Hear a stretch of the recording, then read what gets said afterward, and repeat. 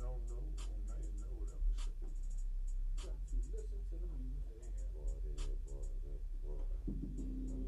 Alright, you're not getting any music. Fact is, they got so many defensive linemen, so many. There's a premium on defensive linemen in this year's draft. So I could see us getting. We could go back to back defensive line if we wanted to. Okay. Remember, we got two threes, a 1, a 2, 2 threes. So who you got rated as the top O lineman?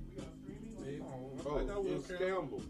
That's not your boy from the dude. Miambo? Yeah. No. Well, if you buy into that short arm shit, no, I don't buy it. Well, then it's Campbell. Then it's Campbell. It's Campbell.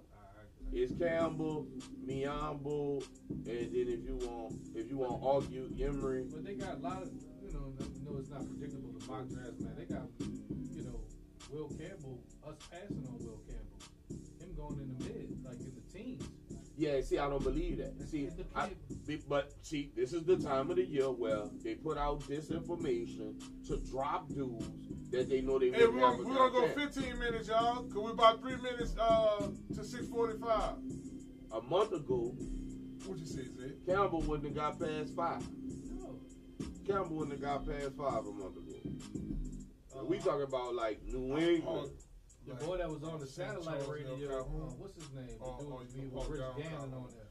We about to go on the record. Yeah, Sedura going to the Rams. West in the text with you too. There's no way Sedura's gonna fall that. You think he's gonna fall that far? With the disinformation being put out, I think that is the concept. That is what they're trying to create for somebody to drop.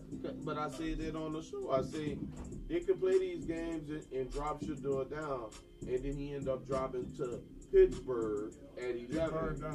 Fred was in the casino the other night, so they brought in your boy from Texas. They had dinner with him. The receiver? No, quarterback. Yours. Yeah, there was that notebook. Yeah, yours. Yeah, they called my mom. Yeah. I said I want to interview everybody because this is the case. You're gonna have to let one of the boys go. Either you sticking with Rattler or you sticking with Hank. If you do, I'm talking about if you do decide to pick a quarterback later on in the draft. I'm not talking about early. I'm talking about later on. I don't think Ewers is better than Will Howard, bro. Anyway, go. You got it. I'm gonna take Will Howard in the third. Is he better than Hank? Do you see? Because that's who you're gonna have to get rid of. Because you're not gonna keep 4 quarterbacks. Ewers is just West. I have Xavier in this text. He's about to If Shador doesn't drop to New Orleans at 9, I'm not worrying about a quarterback.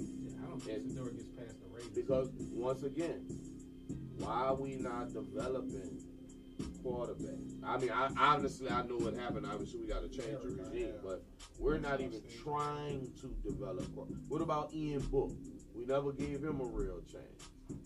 Now Haney, we ain't really give him a real chance. He almost ushered out of here already.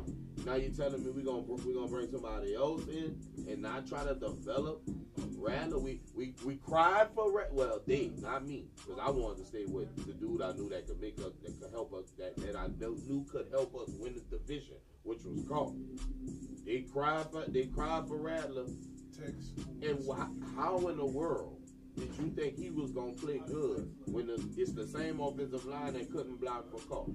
It's the same offensive line that couldn't run block for the running back.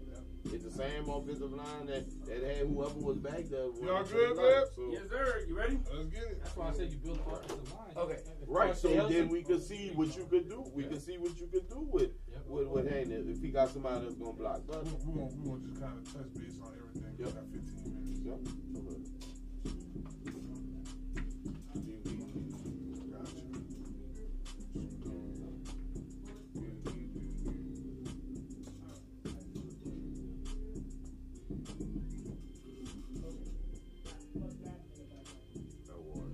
All right. Okay, let's do it. Yeah, right. Look it up. You can close the door. All right, you guys can hear me, right? That's right. Yes, sir. We're cooking. Okay. Can you hear me? Here we go, fellas. All right? Yep. Can anybody hear me? When I say one,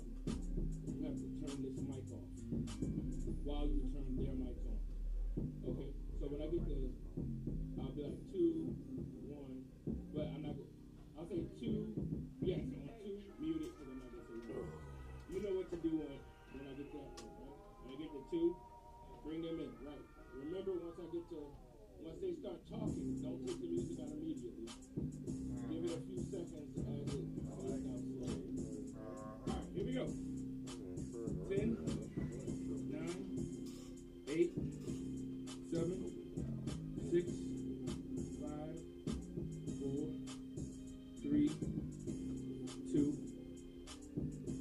Well, hello somebody, hello somebody.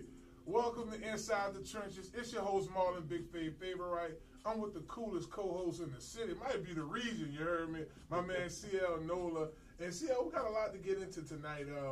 First and foremost, we want to thank the man up above. Secondly, we want to thank our production team, my man UP, my man West, Damian, everybody that spinning there, pitching in as well. Spin brought the waters in. Shouts out to Spin. Thank you. And we're here live on ESPN. YouTube for ESPN Baton Rouge. Thank y'all so much for having us on here. We are enjoying it. We're a month in now, and man, I'm appreciating all of y'all for tuning in. It's definitely been great. CL, what you say, baby? I want to thank my man Small Sliders too. Okay. My man Rick over at Small Sliders, the Marrero location, Marrero, 1635 Barataria Boulevard. Check this out. Maybe in about a week or so, they're gonna have a Small Sliders van out there. Okay. You heard me? So, just so y'all caught up, the inside was, had a fire on the inside of Small Sliders. And, no burgers for right now. But, give it a couple weeks, we'll have ourselves some burgers. Man, I know somebody who wasn't small sliding this weekend. And it wasn't a good deal. Our girls are not going to the Final Four. Right. But, we do have to talk about LSU. They did lose to UCLA. Yeah. The Lady Burens. Number one. They were number one. Number one. Factor that in. UCLA. Yes, number one. 72-65. Coach Mulkey had some words after. Interesting. Yeah. Let's go ahead and let that roll real quick, and we're gonna comment on that.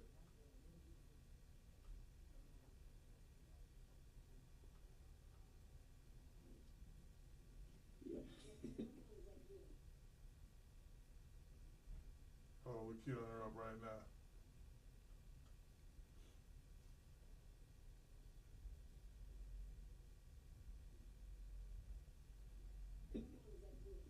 Terrible. How many Final Fours you play in? None. So it's probably pretty good, huh? Yeah.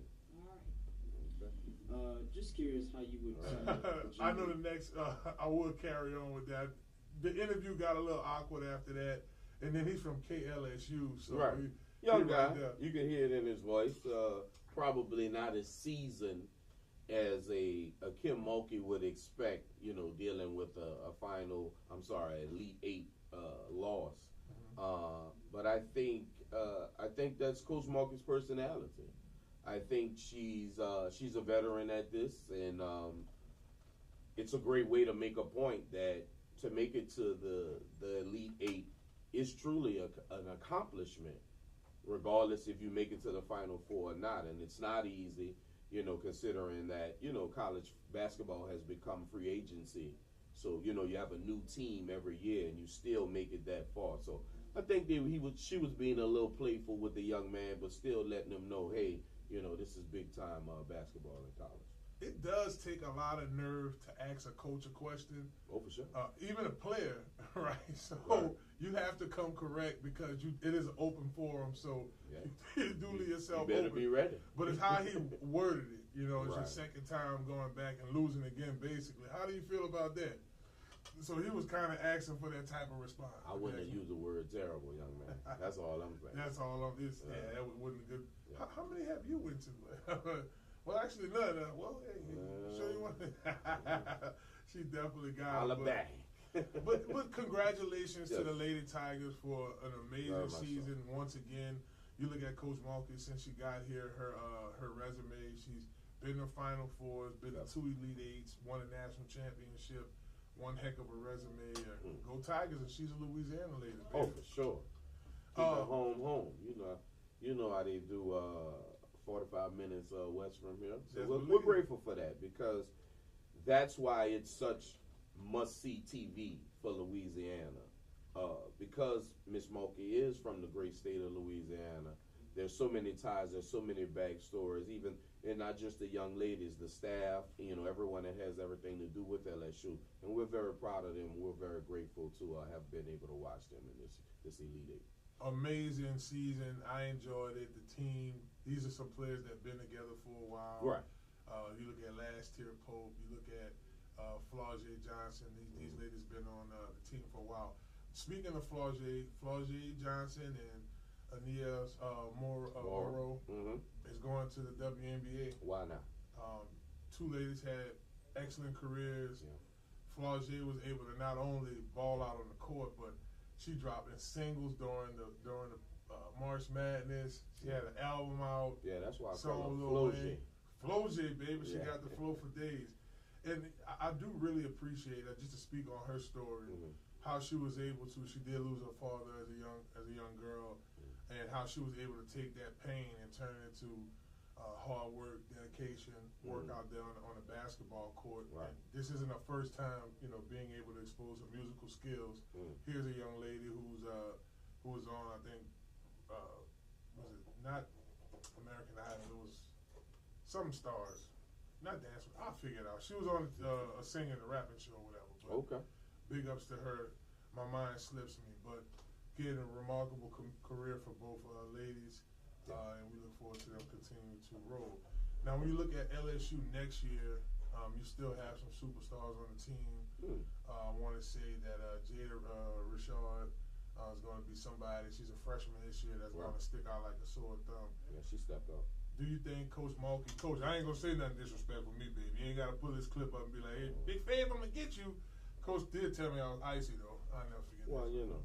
She said, Big Fav, I mean, she is top 10 and best dressed in Louisiana, so we gonna lead with respect with Coach. Yeah, we definitely got to put some respect on her name, brother. She stopped out. Lead I saw the with other day respect. she had the Michael Jackson fit on. Boy, she was killing the game. Must see TV, I must say, Coach. Must see TV. Must see TV. Last year, Pope, she may take a try at the pros. She's a senior.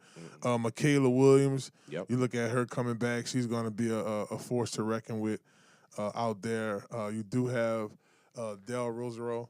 She's a center, 6'6", straight baller, bro. Talking about this girl here, straight. And like we say, college basketball has become free agency. So the stars that are left here will be somehow intertwined with the free agents that'll come in. And I'm sure Coach has an idea, because recruiting never stops. It's really all year round. And I'm sure Coach has an idea of the ladies that she will bring in to LSU to plug and play with the talent that is left. It's there. I mean, you have size. You have. I do think Jada Richard comes in as your starting guard next year, balling out. I mean, this is a team that they're under great leadership, and I think that's something that should be noted. Just to carry on about some upcoming things, CL, I've been spending the last several hours, both night and day, going over the evals from the Conquer Sports Rating and Rankings Camp. Shout out to Elite Training Academy for hosting that event. My boy G-String Amber over there, they helped us out a lot. I can say this.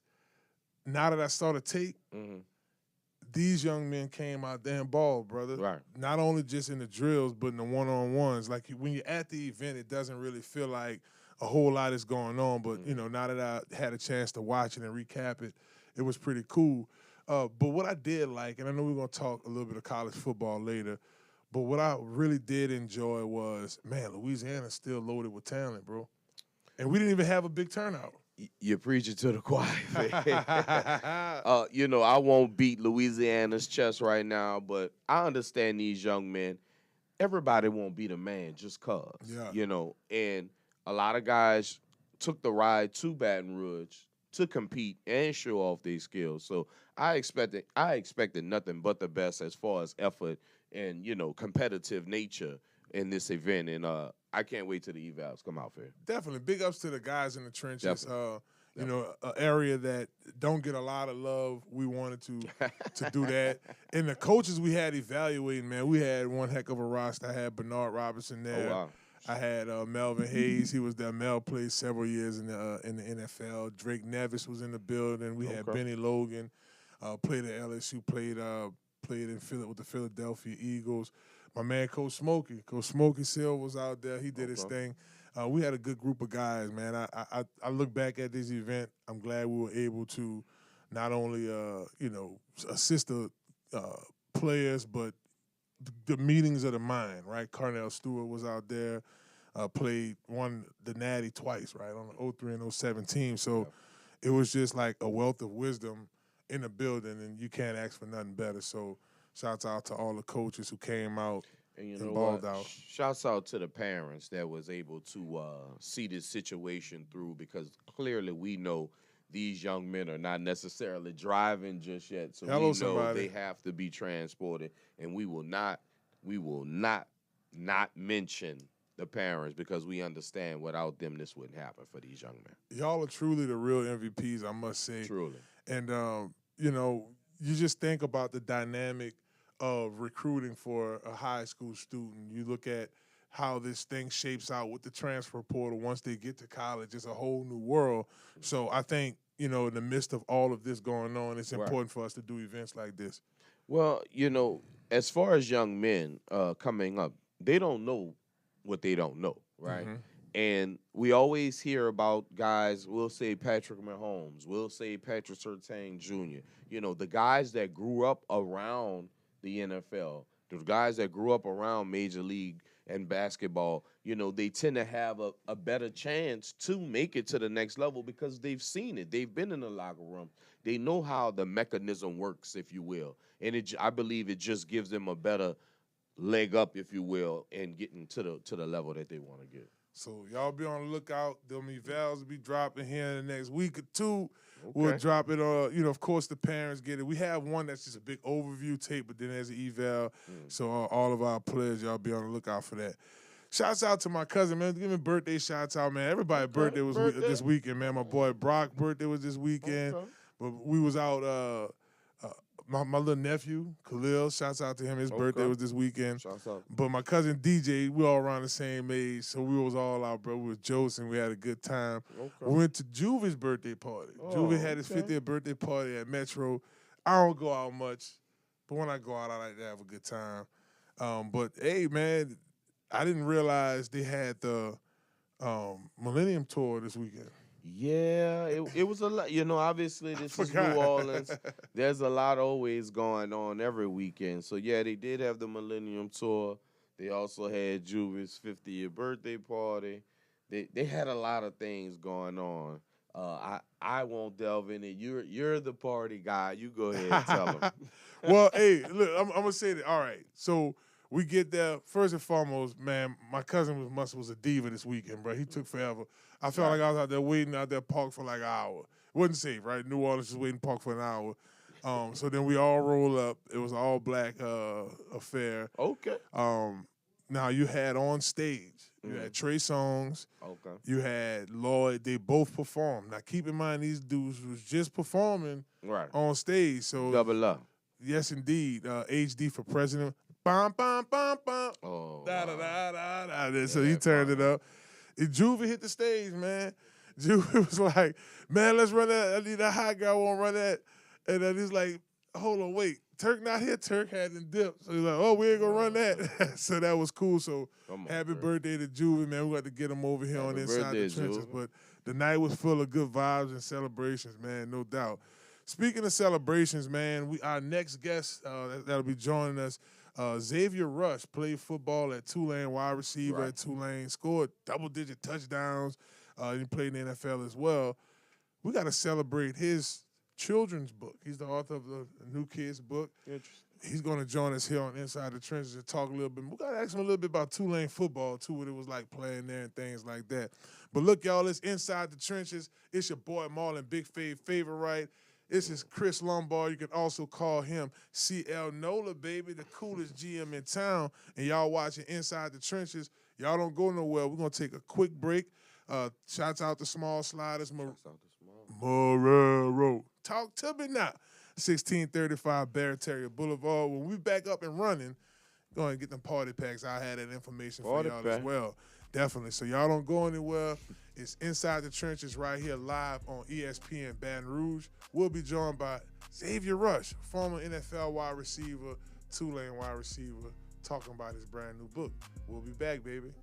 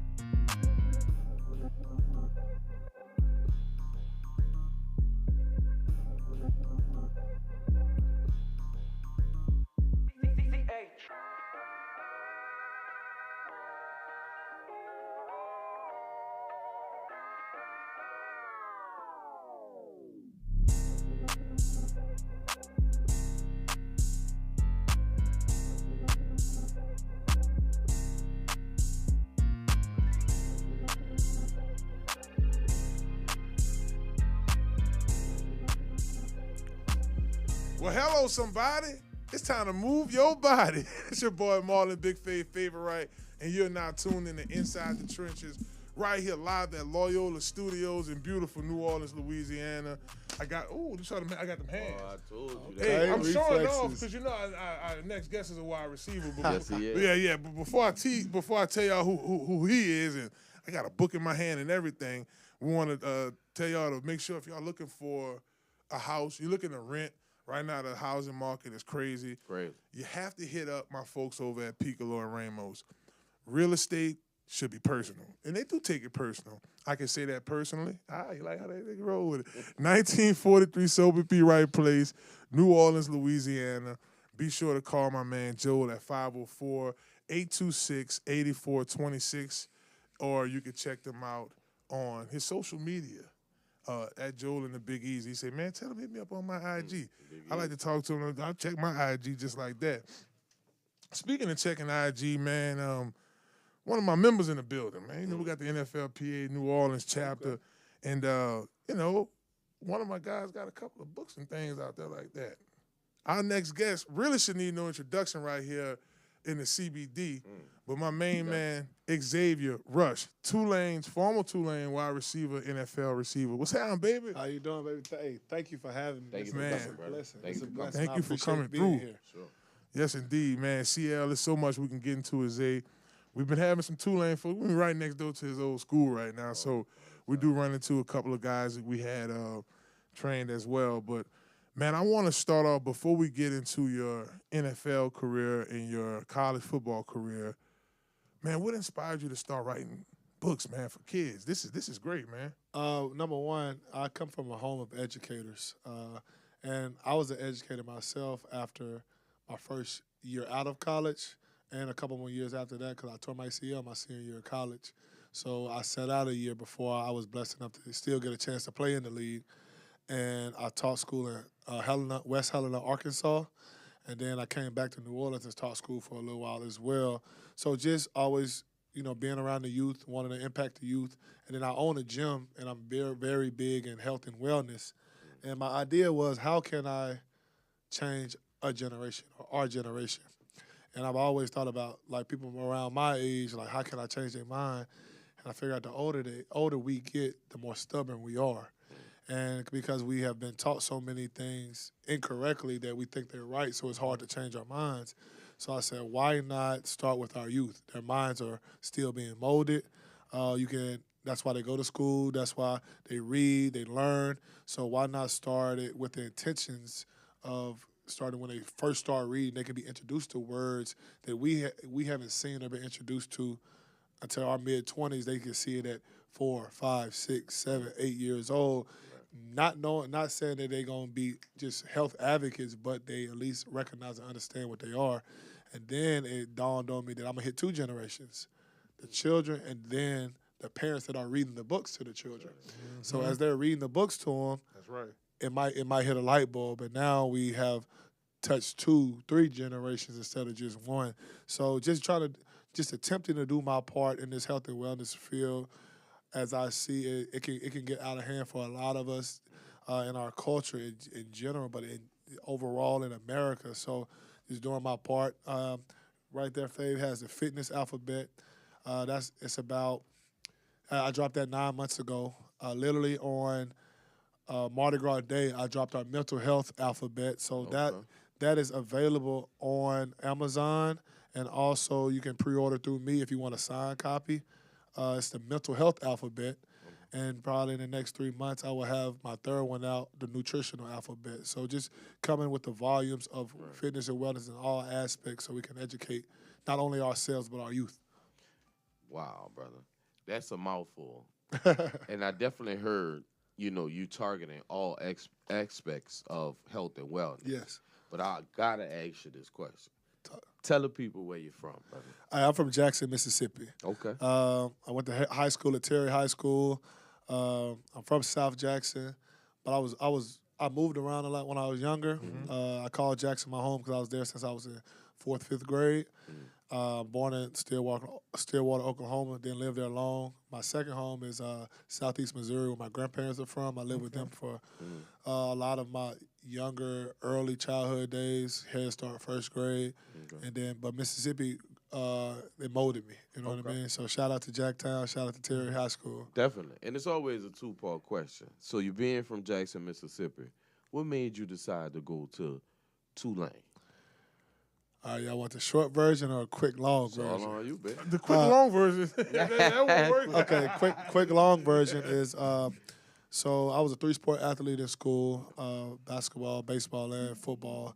Football was actually I was very talented in football, but out of the 3, it was my least talented sport. I was getting recruited in baseball and basketball at the time. But my dream school to go to school was Vanderbilt University. Mm-hmm. And at the time, my mom is a big educator, like I said. Right. And I had, every summer she'd make me go to internships or educational camps. So I didn't get to go to the Nike football, the rivals. Right. So this next year I was like, Ma, I need to go to at least one camp. But I got accepted to this 8-week program at Stennis Space Center. So she was like, you got to do that. I was like, well, let me go to one camp before I go there. And I went to the Vanderbilt camp. And Went up there. My cousin, he coached in Missouri in Jefferson City High School. They got some dope guys up there. Went and worked out with them for about a week. Went to Nashville with my little brother for the Vanderbilt camp. Balled out. They offered me at the camp. Wow. So I committed to Vanderbilt. So the off season go by, come back in the season. I left my junior year at 185, came back 208. Wow. Ready to go, and having a great season. And I'm getting people talking to me. They reaching out. Notre Dame reaching out. LSU reaching out. Arkansas reaching out. And they asked me, they offering, and I'm telling them I already committed to Vandy. They said, "Are you sure you want to go to Vandy?" Like da. And in my mindset, is Vandy a great educational school? Yes, like I it said, is. I was instilled like education first, but also it's the SEC, so I get to play great competition each and every week. Right. And then if we change the culture there, and I'm there, You're a part of it. NFL scout, that's my goal, go Right. to the league. So fast forward, end of the season, the coach that was there at the time retired. Then James Franklin comes in. James Franklin and his staff, for about 2 weeks, they communicate with me good, we good. About 2.5 weeks before signing day, I get a call by 9 p.m. on a Wednesday night. They're telling me that I'm no longer what they're looking for. Wow. So now I'm calling a Patino back. I'm calling all these guys back, and they was like, "Well, since when you said no, we went to the next person. Now all we got is preferred walk on." And at this time, I'm like, I done worked too hard, Right. to go that route. Like I'm just gonna try to weigh out my options. So then, the only options I really had at this time was Ivy League schools, and people don't understand about Ivy League. You don't get full athletic scholarship. You can get academic, and they only can take you in a certain tier as well. So if your ACT and your GPA is a certain level, they can take as many here, many there. I had a decent ACT. I had a 27 on my ACT, but for me to be like unlimited, I needed a 28, and they wanted me to retake it. I'm like, I'm not retaking. I'm good. So Harvard, Cornell, UPenn was looking at me, but I still had to come out of pocket. My parents still had to come out of pocket. So I'm like, nah, like I ain't trying to go. So my dad, from the night Vanderbilt said no, my dad stayed up every night after work. He made a paragraph with all my accomplishments. I had a link for my highlight, and he had some more stuff he had in the email. He emailed every D1 and D1 AA coach, head coach, athletic director, receiver coach, and recruiting coordinator in America. Wow. Come on. Until we got a hit. So probably like the week before January 21st, I got reached out to Coach Woods, Thomas Woods. He was the receiver coach at the time at Tulane. They saw my tape. They loved it. They offered me over the phone. So I'm like, bet. They were like, do you want to come? Hey, my mom, I'm like, hell yeah, because I ain't got nothing. Like right now, I'm looking. So I'm like, Tulane is known for education. So now let's rewind this. I go to the stint in Space Center I told y'all about, right? Right. So we in Bay St. Louis. We staying in Diamond Head. We coming back and forth to the cities on the weekends just to go to the aquarium, go to the zoo. It's only like 5 or 6 of us. So one day, this before I knew what Claiborne was, we riding down Claiborne, and I see the baseball field. I said, man, what's that over there? Because, I'm a baseball player. I'm all that. Right. Oh, that's Tulane University. It's a college. I said, oh, they D1? She was like, I think so, they Division I. So I didn't know anything about Tulane until I asked that question. I remember it vividly. Wow. And then for it to have 360 back, it was wild. So I'm like, yeah. They was like, well, we got a visit on Friday. This is Sunday, they called me. We're going to come get you because they drove up and got me because it ain't no reason to fly because I'm right there. Yeah, you're right. Drove up and got me. So it gets to that Wednesday before the Friday. Coach Woods calls back. He's like, X, what you up to? I said, I'm finna go to basketball practice. He said, well, we got some good news and got some bad news. I said, what's up? He said, the good news is we want you to come down for the visit still. We're going to come get you this time, still on. I'm like, all right, cool. What's the bad news? The bad news, we don't have a scholarship for you. We got a running back in the city that's going crazy. He want to come to Tulane, and we haven't offered him. If we don't offer him, we're probably going to lose our jobs. Wow. And I was like, all right. So I think I know who that running back is. so they hang up, and I'm driving to basketball practice. I bust out crying. My mama told me, she said, I can name all the time you ever cried. Even when you got punished, you ain't cry. I'm on the phone with her crying. She was like, calm down, it's raining outside. She said, pull over, da-da-da-da. So then we would talk about when we get home. So we got home, we all discussing it, me, my mom, my dad. My dad was like, just go on a visit. Right. I'm like, man, I said, why? They don't got no money. I looked up how much Tulane cost. I said, we can't afford that. I said, what's the whole point? He said, my dad said, I got a good feeling. Just go. Just see how you like it. You never know. They talking about gray shirt. They talking about all this. I'm like, all right, I'm going to go. So they come get me on that Friday, come down, go to dinner with them on Friday. Saturday, go through the whole tour and all that. Go out with the players on Saturday night. Sunday, boom. Toledo was the coach at this time. He bring me in, asked me all the questions, asked me this, asked me that. Then he was like, so how you like the campus? How you like everybody? I said, it's cool. He said, would you come here? I said, if I could, I would. All right, da-da-da. So, yeah, so would you come here? I said, if I could, I would. We talked a little bit longer. Then he asked me, would you come here? I said, bro, nah, this is 17-year-old me. This is not. Right. Totally understand. I was like, bro, I said I could if I would. Y'all said y'all ain't got no money, so why are you keep asking me this? Right. He was like, well, I'm asking because we had a player who's been getting in trouble. He had a meeting. Now, my meeting was at 10 a.m. Had a meeting at 9 a.m. He didn't show up. That was his last strike. We kicked him off the team this morning. We have one scholarship left. It's yours if you want it, or it's the guy outside if you say no. I said, yeah, I want it. So, and the crazy thing is, it was on my dad's birthday. Wow. So that's why I tell that story and tell people that I learned what's for you is for you. You know what I'm saying? So it was divine. My dad and me listening to not going with my emotions and being upset and listening to my father and still coming blessed me with the opportunity to come to Tulane. If you're just tuning in to Inside the Trenches, you're just hearing from Xavier Rush. Great story, former Tulane wide receiver, also NFL wide receiver as well, and the author of several books. I thought it was just one wellness book, but it's a fitness book, and he has more coming after that. Now, I want to go to your NFL career. Okay. You left Tulane. This is what, 20? My last season was 2014. 2014. Right. So you were there for 4 seasons at Tulane. Yeah, well, three and a half, because I tore my ACL my senior year. That's correct. You did mention that, and you did graduate. Yeah, I graduated. I got Tulane degree. That's man. Yeah. I'm sure your parents are very proud. Oh, of yeah, that for with sure, an for educated sure. family. I got my degree in neuroscience. Oh, that's tight. That's pretty cool. Wow. And I know you surprised me. I mean, we go to our chapter meetings all the time, and we have our president, Eric Alexander, joining us next. But we're going to talk about your business in a second, but you left Tulane as an undrafted free agent. Yep. Talk about your few stops through the NFL.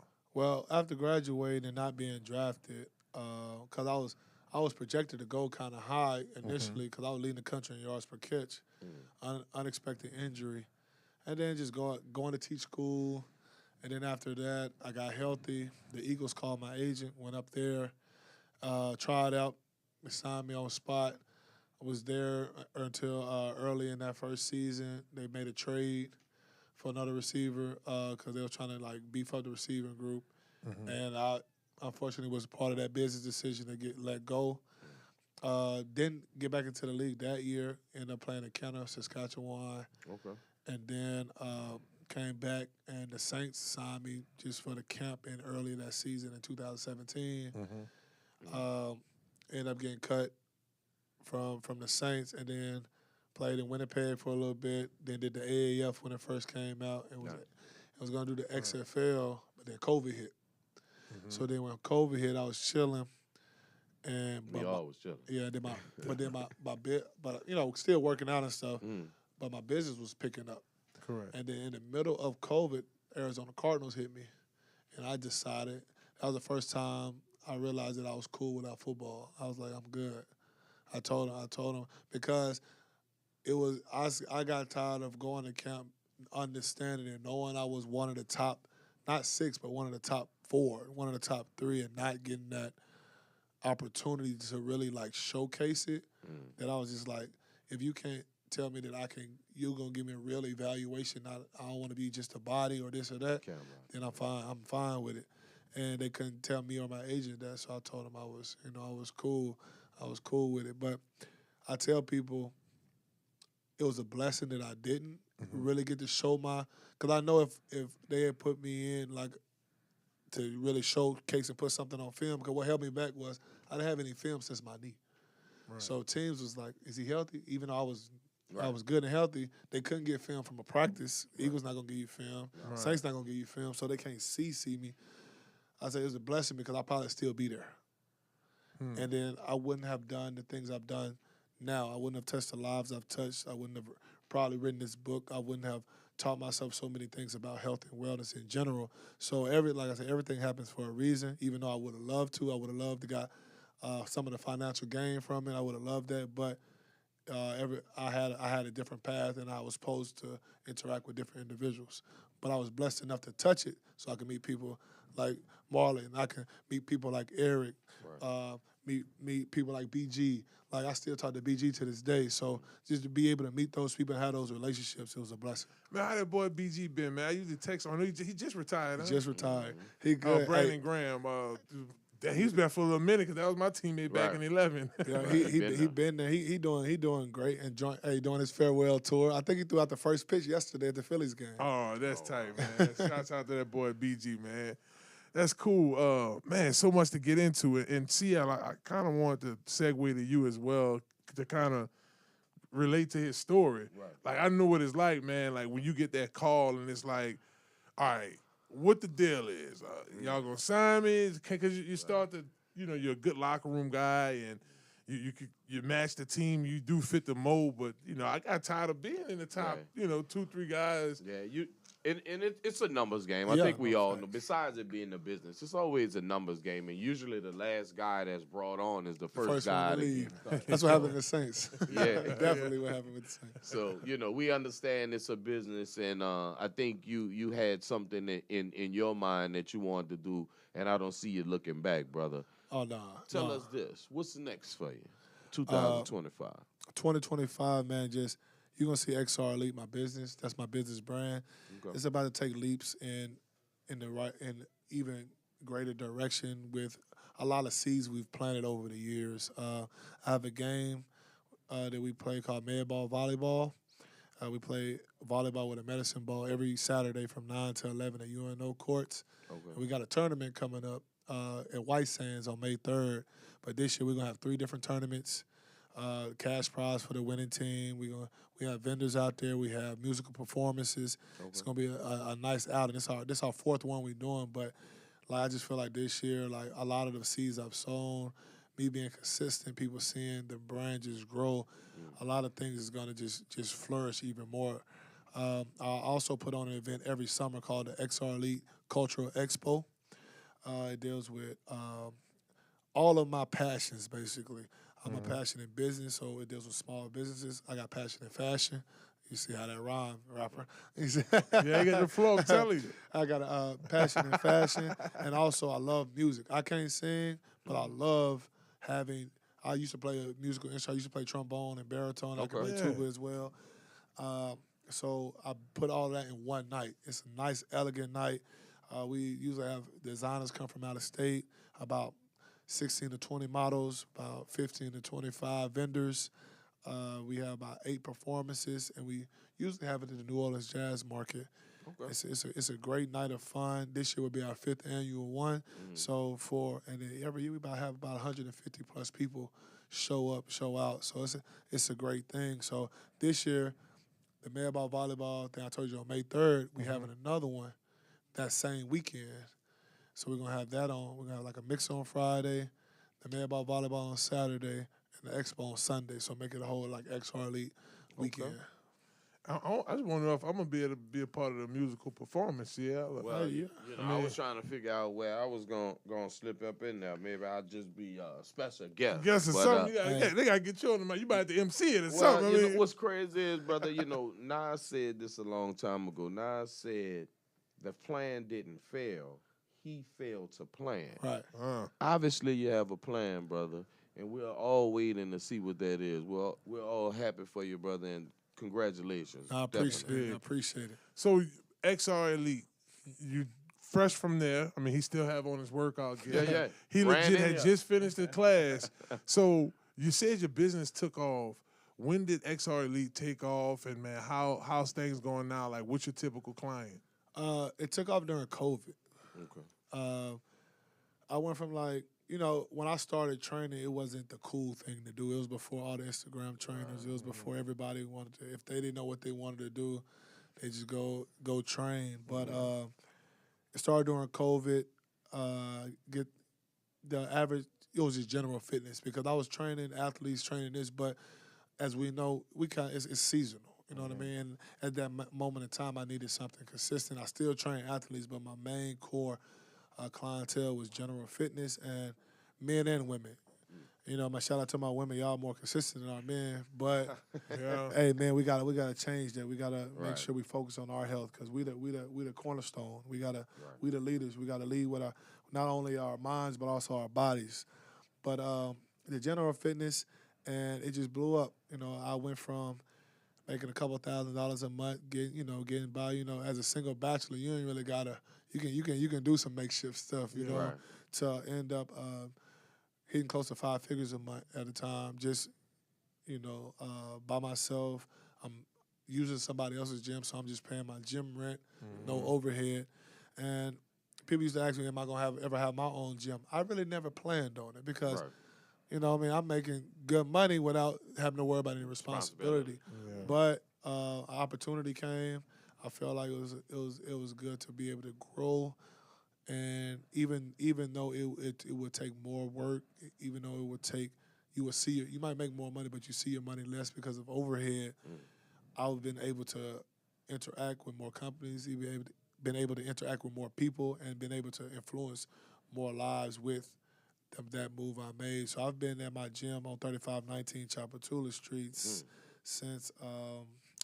About 2021, my first expo. So around the time I officially retired, that same year I put on this. And the crazy thing is, the reason I put on that expo was out of pettiness.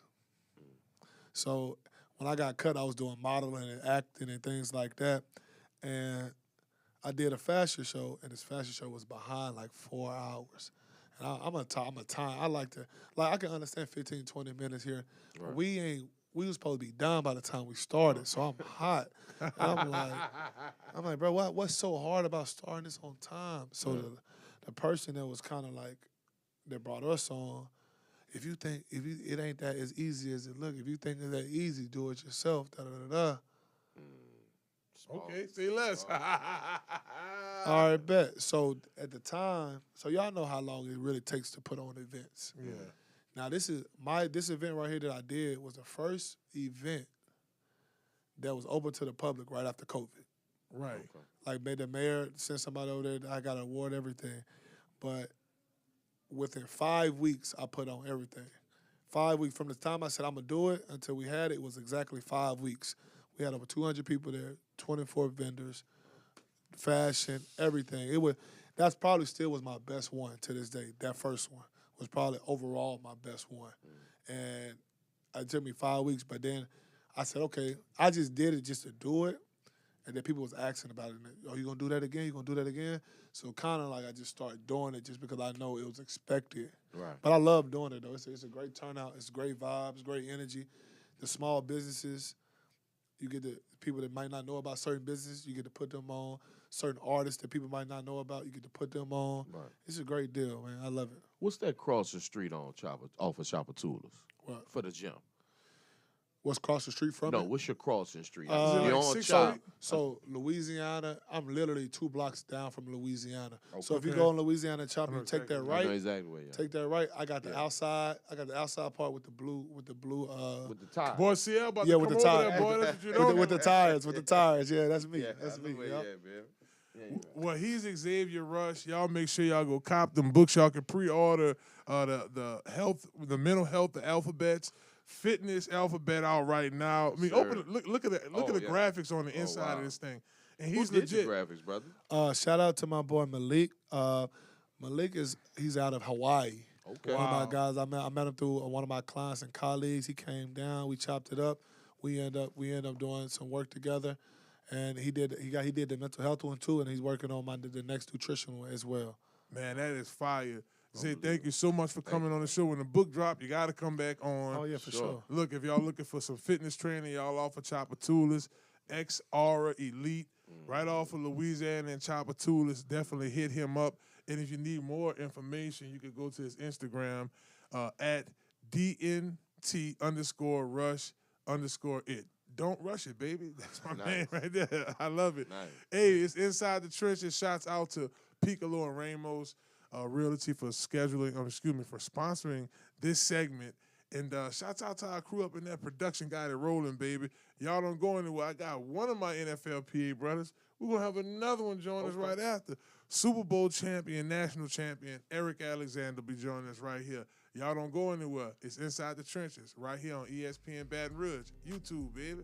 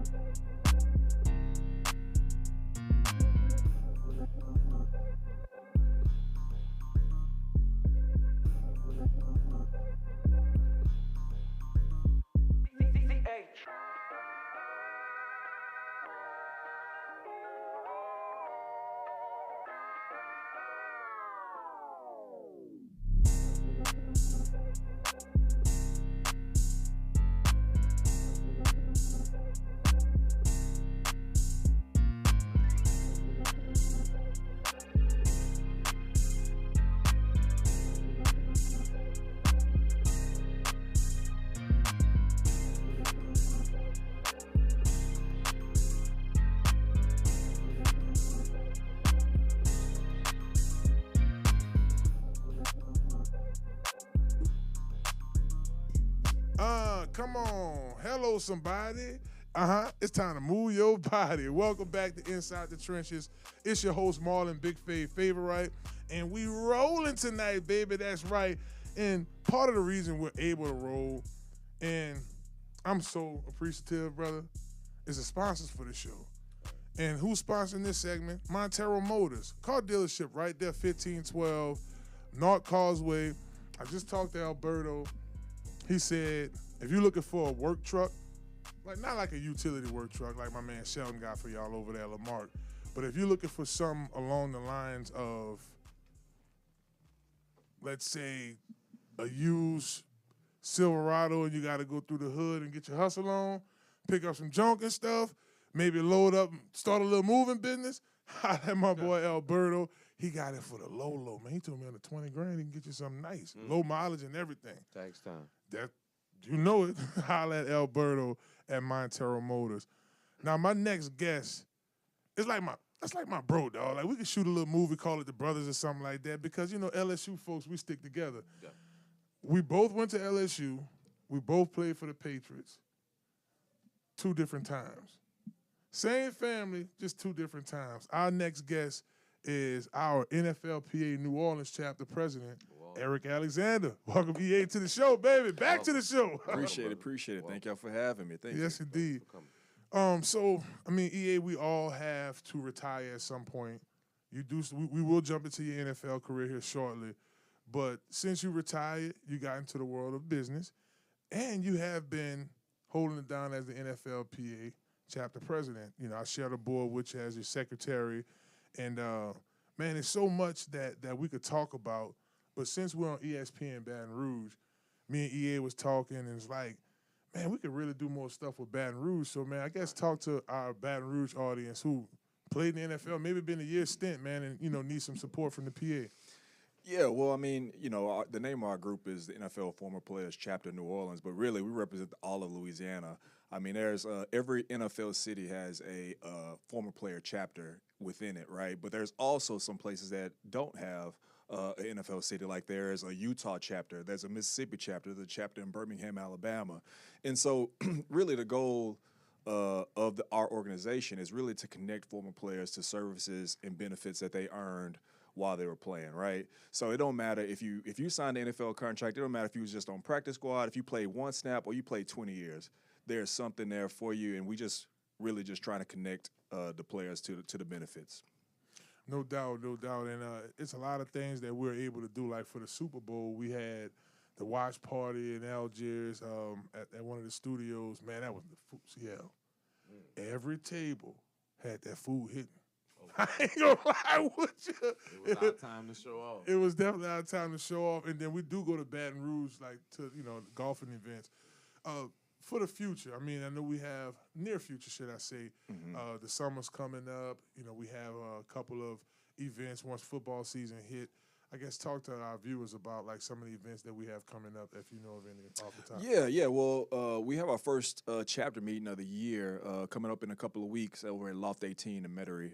That's going to be number 1. So we want, you know, basically our events. What we do is for us to come together, just, you know, break bread, have a couple drinks, and then we just, you know, sometimes we'll have a guest speaker, sometimes we don't, but really just want to make sure that y'all know, or the former players that are in the area know some of the things that they have access to. Like a lot of people don't know that, you know, through the trust, which is under the NFLPA wing, you get a free Y membership.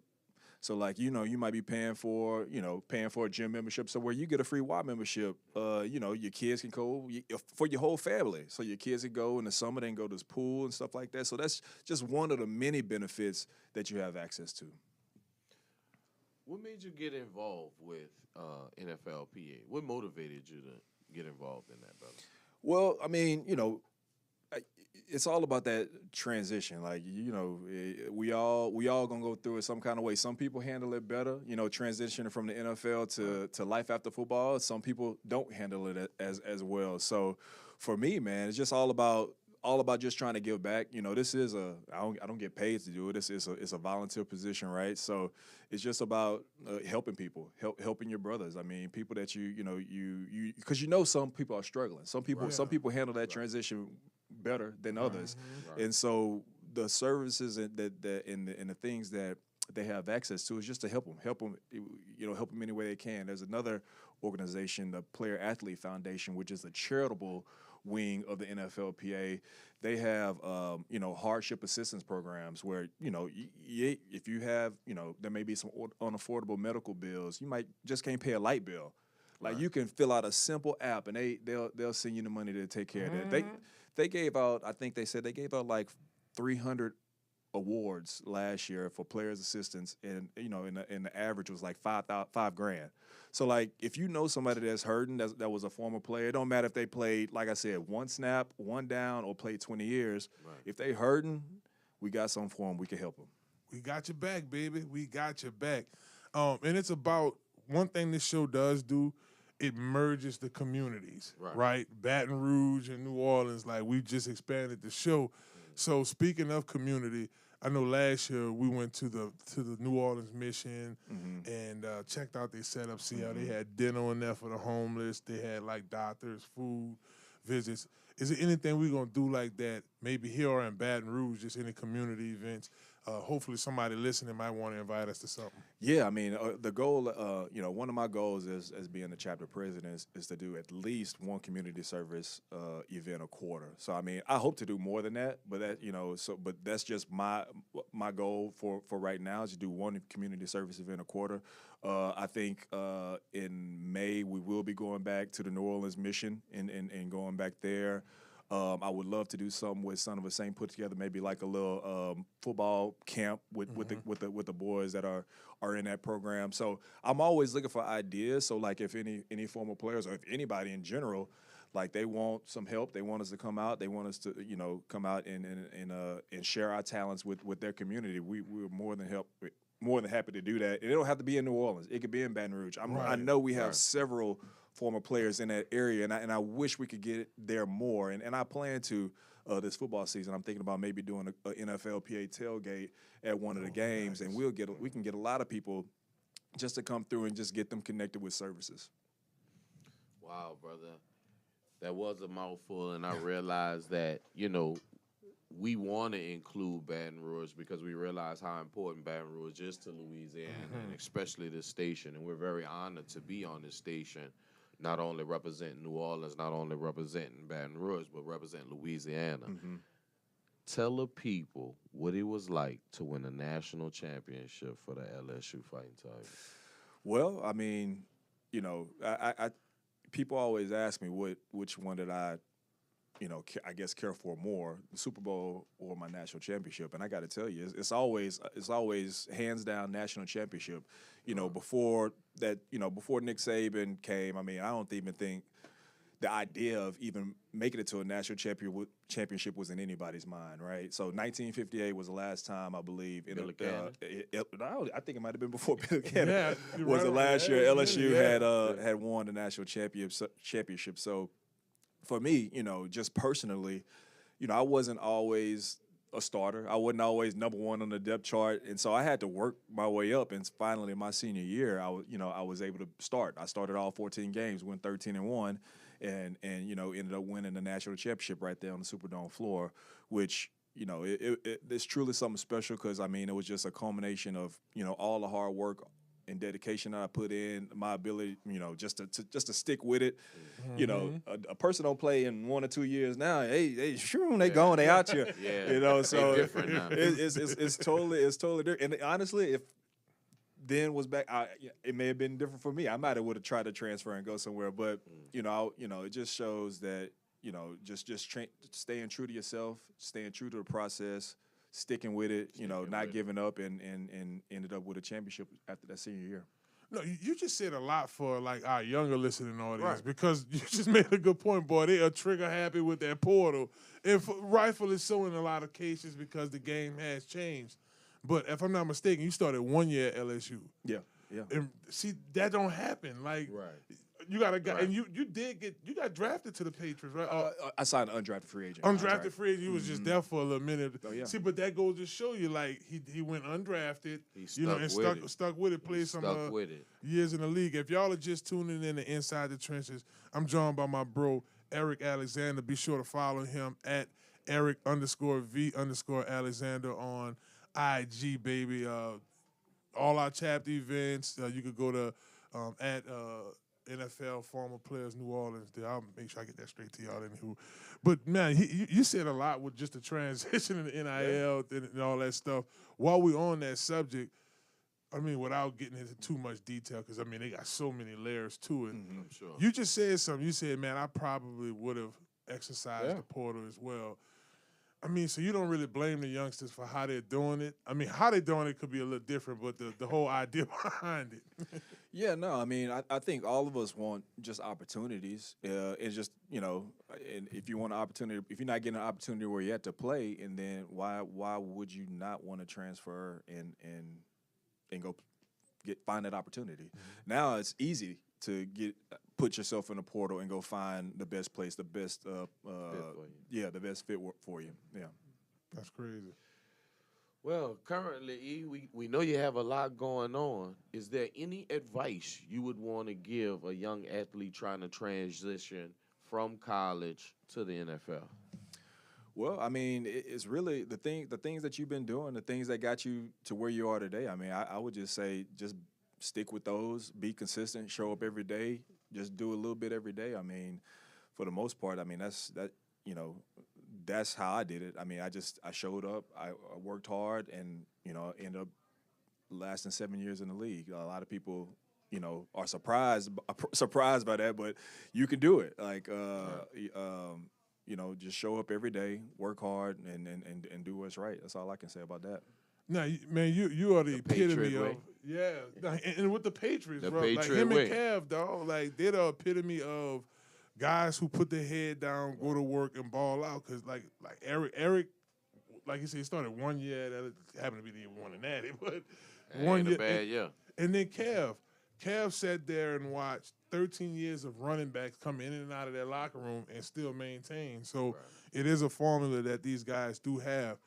So, EA, when you first got to LSU, you were playing safety. Mm-hmm. You moved to linebacker that year? When did the transition happen? It was my junior year. Okay. Mm-hmm. Yeah, my junior year. I mean, I came in, I was already a big safety when I came in. I came in at 206, and then I think, you know, I probably got up to like 215, 220. I had a meeting with old Nick, called me into the office like, hey, we think we're gonna move you to linebacker. I wasn't real happy about it at first, but I mean I think it was the best. You know, it ended up being the best thing for me. You know, right? Because I had a senior in front of me. You know, my junior year, he was graduating, so I was next on deck. You know, so. It ended up being the best thing for me. What senior was in front of you? Jeremy Lawrence. Jeremy Lawrence. Jeremy Lawrence. I remember. Mm-hmm. And the one thing we do know is Coach Saban has a current track record of changing guys' position, and when they change that position, they go to the league. Because I immediately think of a Corey Webster, and you know, obviously you, and you know, Coach Saban knew what he was doing back then, and you know. How do you feel that about Coach Saban being retired now and just stepping back from the game? Well, I mean, I wouldn't have accomplished the things that I did in football without him. So obviously, I owe him a great deal of gratitude. You know, grateful for him and everything he did for me. You know, I think he's doing well commentating. I know commercials. I know. I mean, he's still making that money. That's for sure. He ain't stopping doing that. But yeah, I think you know, good coaches. You know, they have to take especially in college. You have to see. You got to take a look at the bigger picture. So, like, you know, he probably saw safeties coming in. Like, you're going to have a better chance to succeed if we move you over to linebacker. You'll just be a fast linebacker. You play safety, so you're going to be able to cover running backs out the backfield. You're going to be able to cover tight ends. So it just all worked out. I mean, because it helped the team better. Right. I mean, that's the most important thing, right? You want to do what's best for the team, and I think that. And I think that's what it's all about. You know, he puts you in positions to succeed. Like, so, that Corey moved from quarterback to receiver to cornerback. Now I'm gonna tell you right now, me and Corey, we came in. He was a prop, but we came in the same year, and so our freshman year he was playing scout team receiver, and nobody on our defense could touch him. He was lighting everybody up. I thought he was gonna play receiver. Then the next year they moved him to cornerback, and then look, he with his ball skills from playing because he was a quarterback in high school, Right. but his ball skills that he learned playing scout team receiver when he was a prop the year he didn't even really wasn't playing. That's how he developed the ball skills to go out and be one of the lockdown cornerbacks, one of the best cornerbacks in LSU history. Yeah, real talk. Ends up winning the championship too Yeah. as well. And For the he's New York right. Times. We rode on a little slave bus back to practice. See, Webb got in that Benz with Coach Saban. Facts. He wasn't the only one got them rides. Yeah. I can tell you right there, Michael Clayton, Marcus Spears, they. I guess Spears got all too big first my rounder. freshman year to get that. Yeah, they right. Oh, first rounder. Coach Coach got Saban. that eye, huh? Oh yeah. And he straight up, one thing about Saban, he shoot from the hip, boy. He goes, hey, look, this is what it is. Right. If y'all just tuning in to Inside the Trenches, we're joined by NFLPA New Orleans chapter president Eric Alexander. Be sure to follow him on the social media at Eric_V_Alexander. EA, 7 years in the NFL is a lot, especially back then, because that was hardball when we were playing. Things switched up after COVID. Really got solved after COVID, but Flag football. it's coming. Stay tuned. The Titans gonna be playing flag. You hear me? Right. It's already in the Olympics. Being undrafted, going to the Patriots. Bill Belichick loved undrafted free agents that come in and ball. You were there 6 years, 5 years. I played 6 years. 6 I was there for years 6 years. Mm-hmm. That says a lot, brother. I mean, it's coming from a guy who was there a couple of months, but it is what it is. What do you think? I mean, obviously, you're built the way you play as a linebacker and your skill set. You were on a national championship team, Bill and Saban like this. What do you think led to your longevity, like, in the game plan? Like, I mean, you legit, I mean, Bill is a defensive mind. What you think stood out about your game to him? Well, obviously the Saban Bill Belichick connection that certainly helped for sure. When I first got there, all the terminology that we used on defense was very similar to what the Patriots were already using. Mm-hmm. So same scheme, and it was. And the game was also beginning to change at that point too, where they were going more 11 personnel. 3 receivers, 1 tight end, 1 running back. So I was built. I was there to play pass defense for really. I mean, I wouldn't dare to go up and stop the run. I'm not gonna just be straight up with you. I mean, I could do that if I had to, but that wasn't what I was there to do. I was a fast, quicker linebacker to cover tight ends, get out in pass coverage, be able to play zone, drop, break on ball, break on passes. So, I mean, I certainly that was probably the impetus of me being there. They felt I had a skill set, the game was changing, and that's what I was going to do. I didn't really get to play that much defense while I was there, but I found a role on special teams that really sustained most of my career. Right. Just and that's basically how my career ended up. I mean, I started a couple games, AFC Championship game against the Colts in 2006. Led the team in tackles that game. My career as far as playing on defense didn't pan out exactly how I saw it, but I was able to make a name for myself on special teams, and it ended up being a 7-year career. Y'all heard that, youngsters. It's not just about being a superstar on defense. This man, Matt Slate, that was my boy. That he was Slater. Special teams, straight up. Sure. Yes, Almost indeed. 20 years. Pro Bowl. That's real rap, no cap. Your dad had He played played 27 with me. years. So Yeah. I mean, I haven't played in 15 years. He just retired 2 years ago. Right. Him and BG, man, that just like to see guys, even like L Woods, like, man, like, you still in it, it's crazy. It feel like it was a long time ago we played. Yeah. Yep. Well, speaking of which, man, the Patriots have made some changes lately. They hired themselves a new coach. Your old teammate, not my old teammate, Mike Vrabel. How was it, when you first heard, man, he got the head job? They went with Gerard. That was my teammate at first. Yeah. I see the training things that's going here. Let's get the guys from Bill Belichick. They gave him 1 year.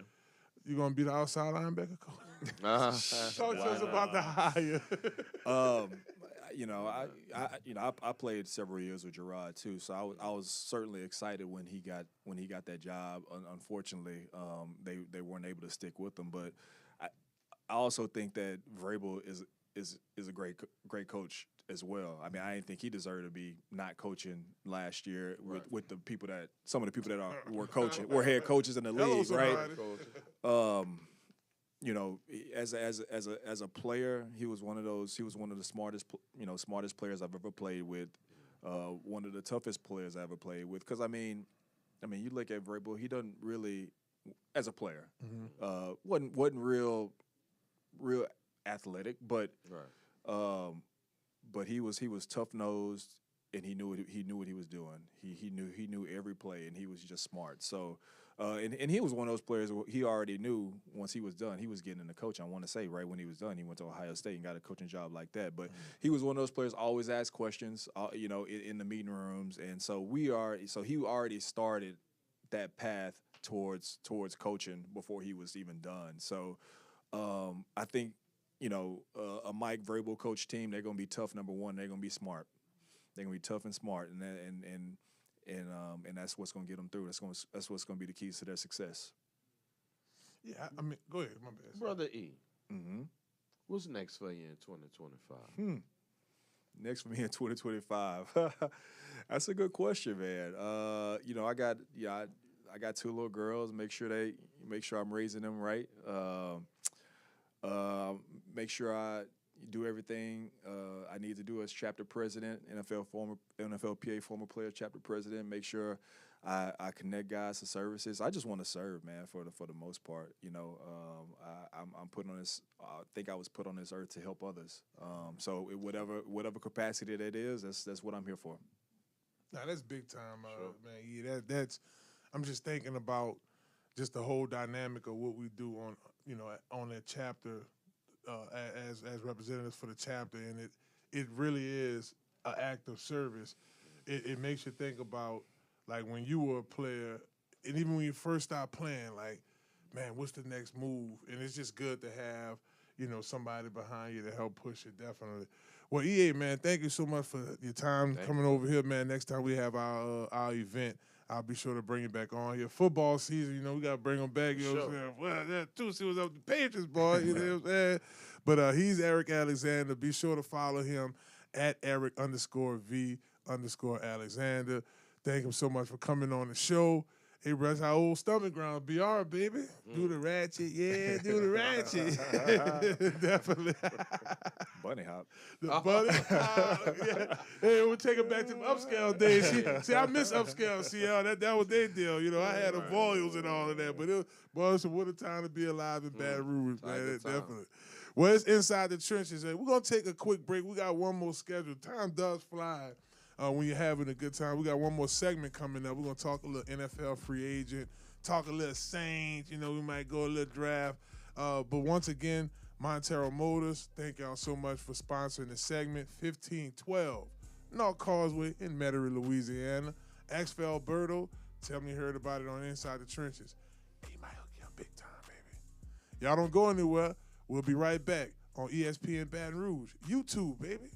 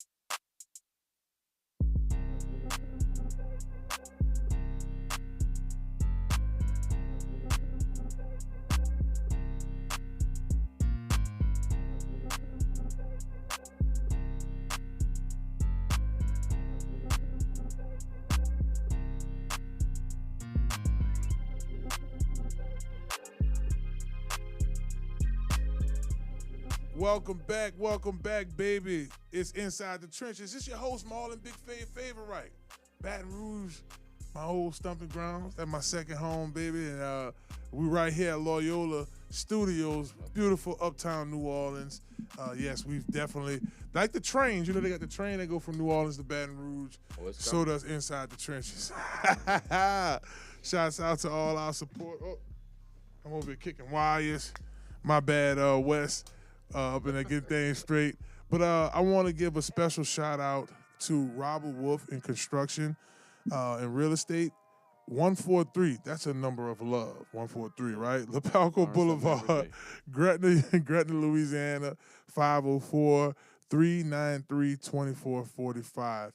If you're looking to get your house elevated, right? You're looking to sell your house, you're looking to get construction to your house, should I say, hit up my folks from Robert Wolf Construction, 504-393-2445 for special rates. You got to use the code word BIGFAV, baby, and let them know you heard about them on Inside the Trenches. Now, I knew I was talking about my man Alberto from Montero Motors a little bit earlier, Right. and his connections and his hookups on the used vehicles. But if you need brand new utility vehicles, I'm talking about chassis, the same trucks, Energy riding around here. Energy, right. Hit me up. Hit my man Sheldon Jordan up over there at Lamar Crescent City. If you're looking, get situated. We got to get situated sometime, baby. Let Sheldon Jordan know that you heard about him right here on Inside the Trenches. I mean, if you need 10 whips, he got you. Like, you definitely want to go where they're going to take care of you. You got to go where they're going to take care of you. Definitely. In today's world with the interest rates, you want to go where they're going to take care of you. You got to. I mean, anything else would be uncivilized. Hello, somebody. So shouts out to my folks over there at Lamar Crescent City. Well, CL, April Fools is like tomorrow. Thanks for reminding me, son. Yeah, so hold about it. Try to play no game. They're gonna try to get us. So I want to. So y'all, if y'all watching us tonight, y'all know April Fools is tomorrow. So that does kick off. I ain't even answering the phone. You better not. Yeah. CL, man, hey, I got $100,000 for you. Oh, really? Right. You do? It's like April Fools. Right. I see it coming, bro. So smart move by not answering that phone. But it's also NFL Draft Month. It is. And it's so much that we got to talk about. Obviously, what direction we think the Saints are going to go.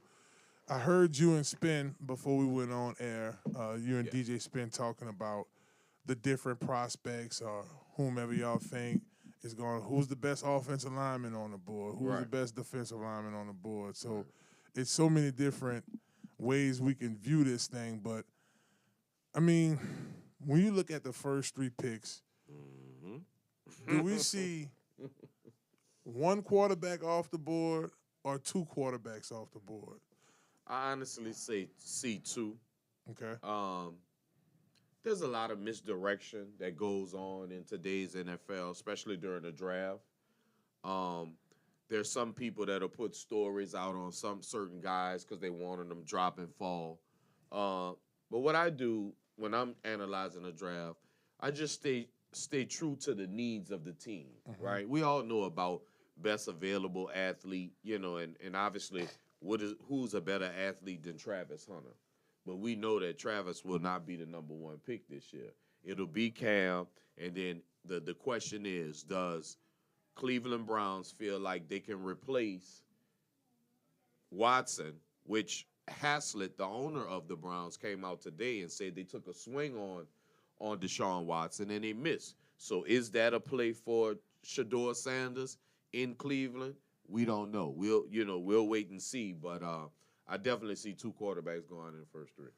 The 2 quarterbacks being Cam Moore and Shedeur Sanders. Yes, sir. So now the next question, when you look at that position, do Tennessee go with Shedeur or Cam, or do we see Shedeur in New York? Cam in New York. Like, I guess that's the real flip-flop. I see Cam in Tennessee for the simple fact that their offensive line is not that great, and they're going to need a mobile guy to, pretty much stay alive as they figure out what they're going to do. Coach Mike Vrabel, I'm sorry. We used to have him Vrabel. Right, Vrabel in Tennessee. with the new coach Ben Johnson. I'm sorry, Ben Johnson went to Chicago. Chicago. With the new coach, there's so many coaches in mind. So with the new staff going to Tennessee, I think it holds better to figure out to have a mobile quarterback, dealing what they have to deal, because they still have a Tajay Spears on that offense. Yeah. They have some weapons, but until they figure out their offensive line, I believe they need a mobile quarterback. That I do believe. When you start looking at it from the perspective of needs, I'm just looking at their roster right now. Calvin Ridley's their wide receiver one. You got Treylon Burks. He won't be there. This is last Weezy year. out of there. Yeah. I like the fact that they got Lord Crushenberry from LSU to get that O-line straight. They didn't do a bad job with the O-line the last few years and getting the right guys in. I mean, you do have J.C. Latham from Alabama. Yes, sir. Good young guy. So, I mean, when you look at it from the perspective of, just building around a team. Right. Building around a quarterback. Yeah, like, think about that. Like, they have some parts. They got some pretty good parts. They do. They have some parts, and I believe that it makes sense for them to draft Cam. Now, if they love Shador, I don't have a problem with that. Even if they, we're just going to go in the mystery world, story world. Maybe we all know Travis Hunter is the best athlete. Right. But Tennessee doesn't have someone to throw the ball to him if they got him anyway. So why not get the quarterback and obviously Cam is a young guy. Why not get the quarterback that could actually be your play caller for the next 10, 15 years? And I do see, like, I saw Pro Football Focus had Travis Hunter going to the Patriots with Vrabel. That makes sense because when you look at it from a perspective of a guy that's a two-way player, right? He could do more than one. You look at it like this: you name me a Patriots wide receiver besides LSU Butte from LSU. You name me another Patriot wide receiver. So they need that. The Patriots need talent, and they have spent the most money in free agency this year. So I could see them making a splash with Travis for sure. Yeah, and I would be remiss if I didn't go inside the trenches. Come on. And a guy that you raved about, Abdul Carter from Penn State. Wish list. It's a wish list. Jeez, now, they have him, too, going to Cleveland Pro Football Focus. That makes a lot of sense because you got a dog at the edge and all that money they just put. and you got a new edge on the rookie contract. So you got two bookends signed up for the next 4 years for sure. Yeah, that makes sense for Cleveland. Right. Even though the direction of where they're going is all over the place because they are married to Deshaun Watson. You don't have Jameis anymore. Right. You're a recovering running game, but you got one heck of a defense. Well, if they can't score, it gets cold in Cleveland. There's some, we've experienced it. There's some nasty, cold, frigid days in Cleveland where a quarterback not going to want to throw that ball. He's not going to want to get hit in the ribs. And you better believe if they get an Abdul Carter and pair him up with the Myles Garrett, Lord. Smoke in the city. Man. Let's stay inside the trenches. Come on. The Jacksonville Jaguars is a team. They typically do an okay job at getting guys on defense. You look in recent years, you had Jalen Ramsey there at one point. They had got not Key, my boy. I'm sorry, he probably gonna talk about him if he watching this. Miles Jack. No, from LSU. We had it right. Miles Jack was another defensive guy that they had got just recently. Caleb Von Chasson. D-tackle. D-tackle, interior D-tackle, Mason Graham is somebody that got them going for this draft. Now, I'm just looking at how they're constantly improving their defense, right? Particularly in the front seven. So you got your quarterback already. You got a running game in Jacksonville. You have some potential receivers, a potentially good receiving core. Do you see them going Graham? If he's still on the board. I definitely see them going Graham because we know Abdul is the number one defensive lineman coming off the board. We know for the most part the most important interior defensive lineman in this draft is Graham. So if they do want to shore up that front, I could see them going Graham. But at the same time, I could see them going Travis too if he's there. If he's there, I don't think Travis go past 4, but I mean, if he's there, you can't pass up on him because you give Trevor Lawrence another, Right. for sure weapon. It starts to get very interesting after that when you go to Vegas. Now, everybody has been raving about Tyriana McMillan, wide receiver from Arizona. I saw his pro day. He handled his business. Right now, they have him graded at 9.86 out of the receivers in 10-plus yards. Vegas, Pro Football Focus got him going to Vegas. Now, the issue I have with that, Vegas also needs a quarterback. Right. Well, and I think, talk to me. Well, they traded for Geno Smith. I forgot about that. Yeah, on his I'm last tripping. year. I'm All tripping. good, brother. I'm On his tripping. last year. Forgot about And today, they mentioned that they were trying to sign an extension with Geno, which kind of gives to the credence that if a Shador or a Dirt made it to them at 6, they would possibly pick him. But I don't think they'll go in that direction. Oh, since- Dart, yes. Dart. Oh, yeah, I got you. Ole Miss. Ole Miss. I don't see them going in that quarterback direction for the simple fact is they traded a 3rd-round pick for Geno, and they're trying to re-sign him immediately. He still has some time. They may wait around for their 2nd or 3rd round and look at quarterback. Right. Because, I mean, Younger guy. That's going to sit. after Geno Smith, you got Aiden O'Connor, and then you have Carter Bradley. You know Carter Bradley? I do not. Sorry, Bradley I'm family. sorry, Bradley family. Oh, Lord. I did ask a question I might have knew the answer to already. And so that's why I was like, I don't know, big time. you They know might what? need to look. Yeah, and this is even for New Orleans. When you're talking about a number 1 pick, you're talking about a top 10 pick in this year's draft. It has to be an impact guy. I could not imagine drafting a guy in the 1st round and he sit out this entire first year. We So that's what I'm we saying. They can't gotta afford go. to do that. No team, not many teams in the NFL can afford to do that. Well, this guy here, McMillan, is a for sure like top dog receiver. Now, CL, here's where the draft gets very interesting because now I'm at pick 7. And for our viewers out there, I think I'm gonna just tease y'all the first 10 picks. We're not gonna mess with y'all too much. Besides one of those picks in that 10th is one y'all won't hear. Hello. All right. So, okay. Let me see. I got a reminder to my phone. What is this? Singing lesson. Hey, now. Shouts out to his singing coach. Hey, let me tell you He's getting something. more and more melodious as we enter in this studio realm. So See, keep it up. it's UP fault, man. You know, I walk in here, he got all these beats playing, and then Damian and all them Right. in there, West dropping the beats. It's This is very on them, motivating. really. It's very motivating. It is. So, yeah, I mean, It I'm is. going to do a concert right here. Great Right lighting, there, I yeah. must say. CL, I hit CL up earlier. CL was like, what's up with the script, baby? I said, man, I just got out singing lessons. Singing lessons. Oh, cool. We'll talk about that later. Yeah, that's another story. I'm no storyteller. I know who I'm about to talk about right now, tight end. Oh, And it's not Mason Taylor. Come on. Tyler Warren, Penn State, number 1 tight end in this year's draft, right? I mean, do you see him in New York with the Jets?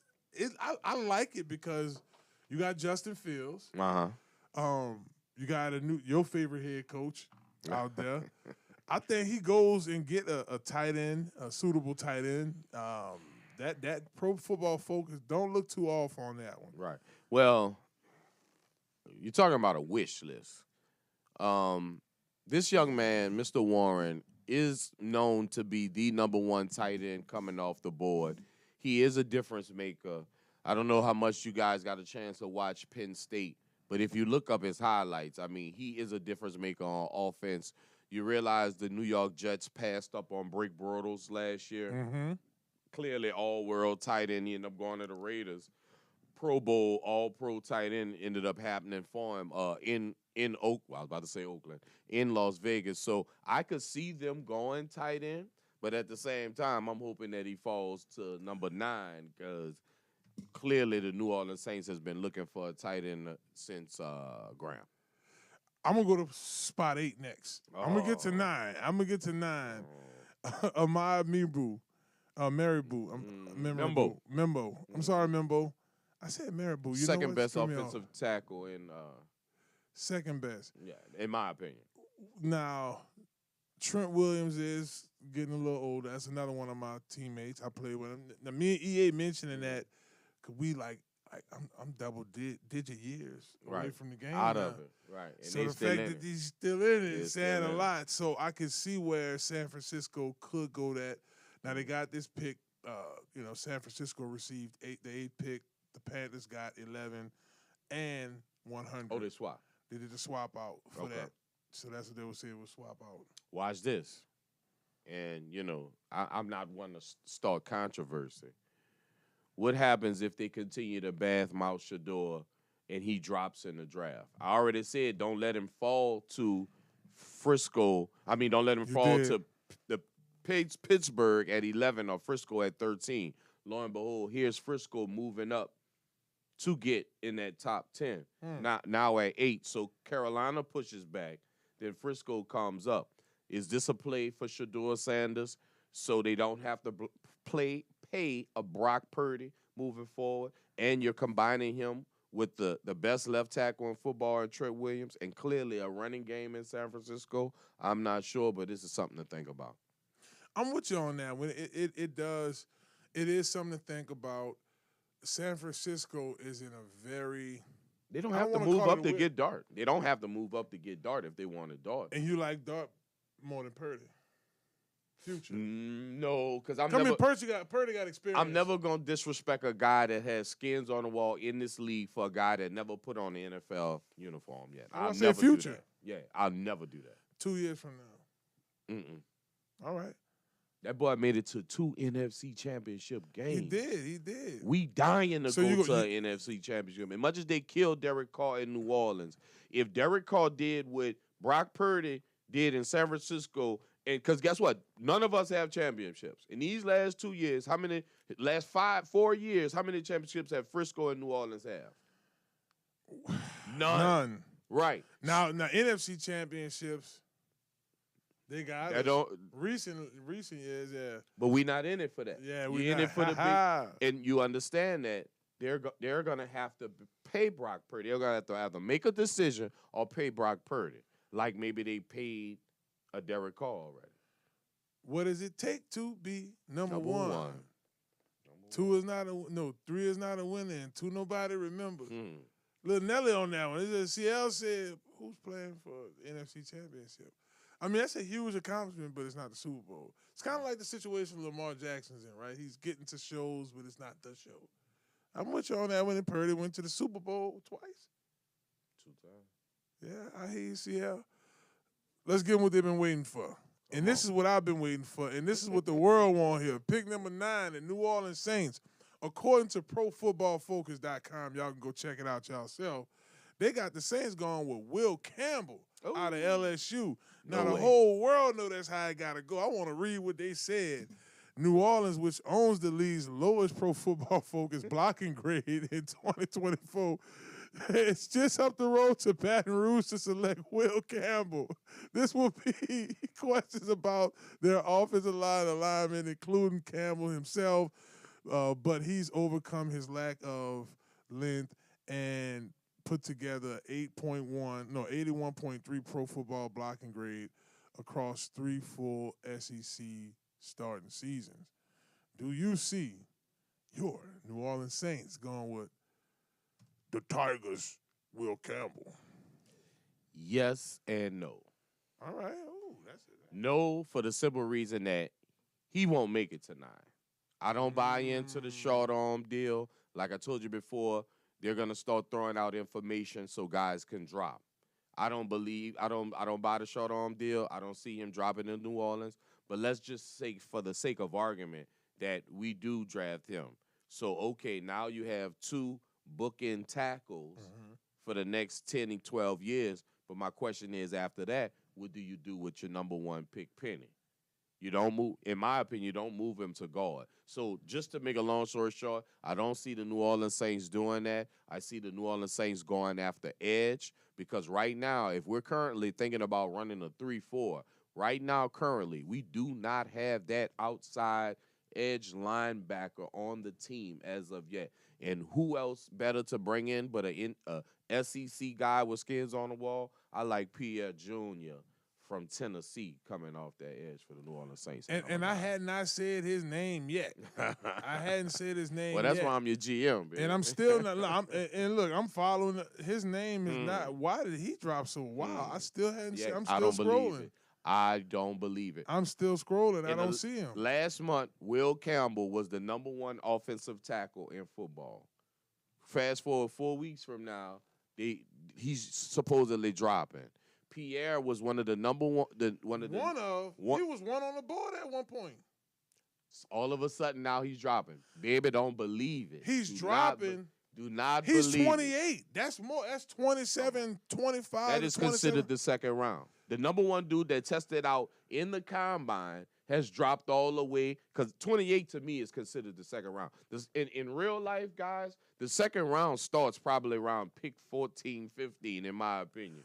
So at 28, you're saying, because you're always going to get, even in the early second round, you get first-round talent early in the second round. So late in the first round, you also get first-round talent. Here we go. I did promise the people up to pick 10, and they got the Chicago Bears, and I like this pick. I actually do for this team because they are okay in every other area, good in some. Ashton Gentry out of Boise State, running back. Makes all the sense in the world. Ben Johnson is coming over from Detroit.